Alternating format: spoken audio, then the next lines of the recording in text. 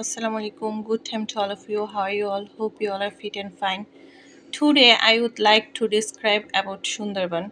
Sundarban is the largest mangrove forest in the world, covering about 10,000 square kilometers. About 6,000 square kilometers of it is in Bangladesh and the rest is in India.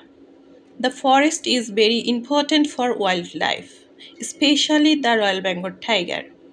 It is also home to many other animals like deer, crocodiles, and different types of birds.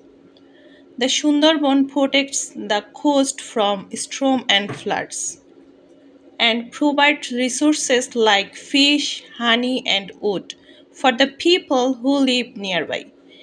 It is also a UNESCO World Heritage Site because of its unique natural environment. Thank you very much for listening.